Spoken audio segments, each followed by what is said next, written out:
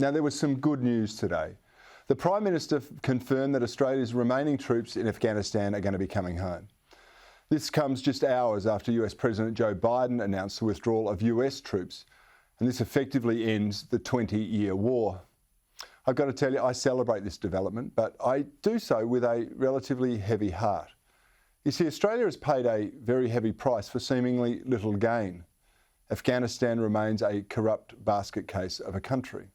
It's ruled by warlords and it's racked with medieval ideas. The Taliban may no longer be in power, but they still cast a powerful shadow.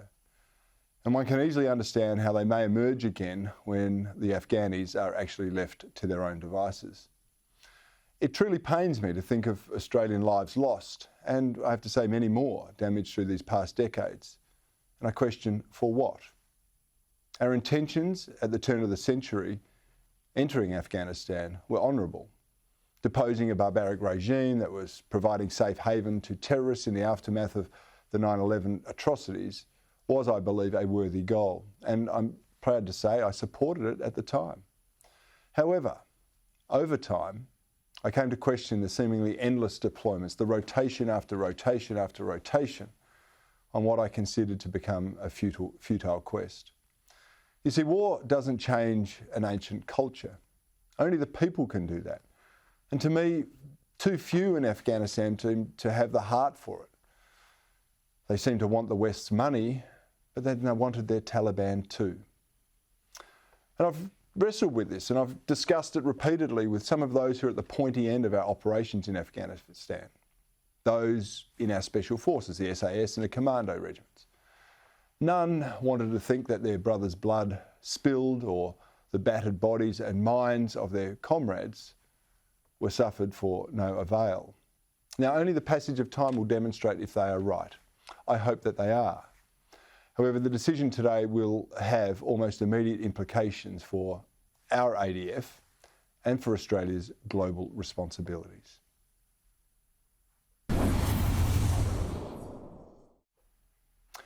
We'll have a discussion about this. I'm now joined by foreign editor from The Australian, Greg Sheridan. Greg, this is good news as far as I'm concerned, but I do wonder if it should have come much earlier. Have I missed something here? No, I think you're right, Cory. I travelled a similar journey to you. I endorsed the military action when it was first taken. But really, within a few years, I came to think that we were not serving any strategic purpose there. I don't know that the last 15 years have achieved anything. Two things I'd warn against, though. One, we should leave. We should take our troops out. But we did a terrible thing in Vietnam. We messed up. And when we left our friends to die without any help. Now, we no longer have to have any ground forces in Afghanistan, but we should provide the Afghanistan government with money and weapons and logistic support. Forget about diplomatic support or civilian aid or all that baloney. The only thing that counts is whether they can hold their territory, and they can hold their territory if they've got air support. We don't have to do the fighting. We should have moved to this position 15 years ago. You know, the South Vietnamese, Cory, you're much younger than me, but you might remember this. They were not defeated by an insurgency. They were defeated by a conventional invasion by the North Vietnamese army, which would have been stopped if the Americans had provided air support. So the Americans lost 50,000 dead and then were so disgusted with themselves, they ran away and left their friends to die. You can withdraw, and we should withdraw, but you can continue to support the people who have put their faith in you and sometimes taken heavy risks and heavy loss of life themselves. The second reflection I want to offer you is that I think the way Australia waged the war was really very bad across two parties. We gave all the fighting to the SAS and the commandos. We treated the army as though they were a kind of a polite escort service. You could take them anywhere except into battle. And this is very typical of the way Australia performs. Our strategic objectives had nothing to do with Afghanistan. They were just to show the Americans that we were good allies. That's not a trivial matter, but I don't think that's the right way. You know, we never had a strategic objective in Afghanistan. We should have got out many, many years ahead of when we did. Yeah, Greg, what your point about the SAS and commandos is something that's very close to my heart. I have some friends that have served in both of those units, and They've lost friends, they've struggled with some of the things they were asked to do. And then when they do come home and the top brass turn on them because, potentially a few of them have done the wrong thing, they feel even more isolated. And I can only imagine it was a bit like the Vietnam veterans of all those decades ago felt, that people had abandoned them after they'd provided this incredible service to their nation. I seriously hope that doesn't happen, but I fear it might, and I think we've got to learn our lessons from this. Yeah, I think you're right, Cory. Although I think it's very important to say this. If Australian soldiers did do the things that some of the SAS soldiers are accused of doing, they deserve to be punished according to the law.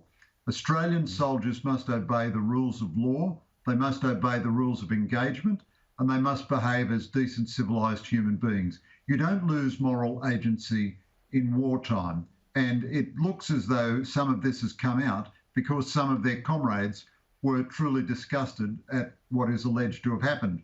However, the original sin in this, so they're different from the Vietnam vets in that crucial way, because the Vietnam vets, people turned on them, although there was no suggestion that they'd committed war crimes.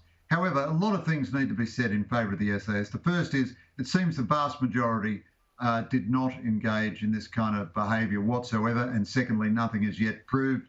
And thirdly, we misused them. This was a failure of government policy.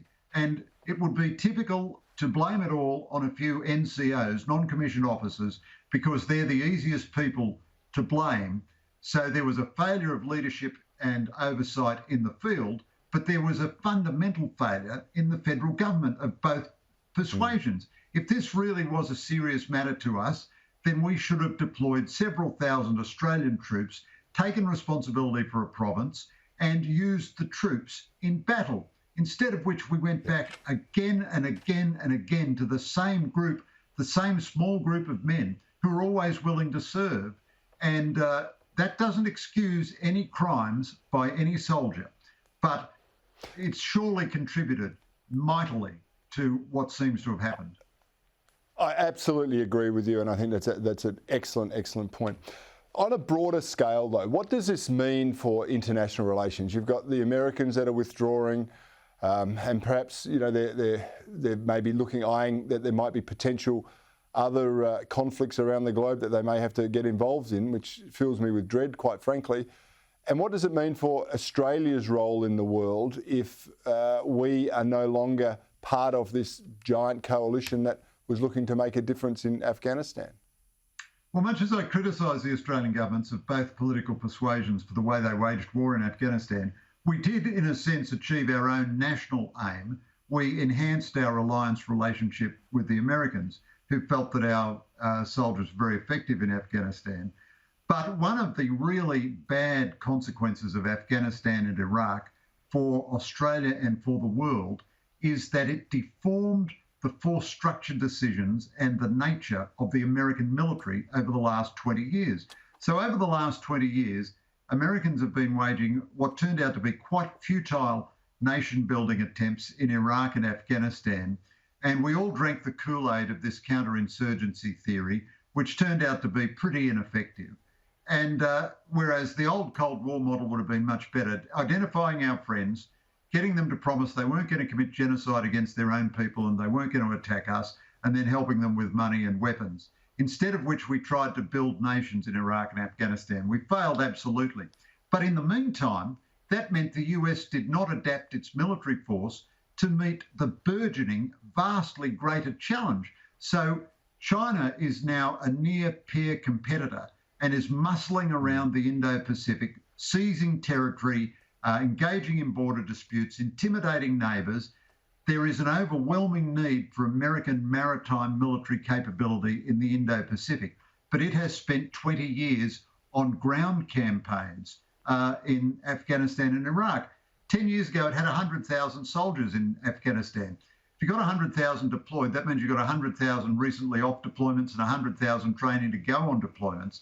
The new Defence Secretary, a very good man, but his whole experience is with ground combat in the Middle East, whereas the whole future of what we need from the Americans, what the Americans need, is maritime capacity and cyber capacity in the Indo-Pacific. So Afghanistan and Iraq have had that very big indirect cost, and I hope now America concentrates on the main challenge in the Indo-Pacific. Yeah, and I hope those challenges are going to bite back here too. I think they probably will, and we're a long time off from having our submarines. Greg Sheridan, I really appreciate your insights tonight. Thanks for joining me on the Bolt Report. Great to talk to you, Cory. Thanks a lot.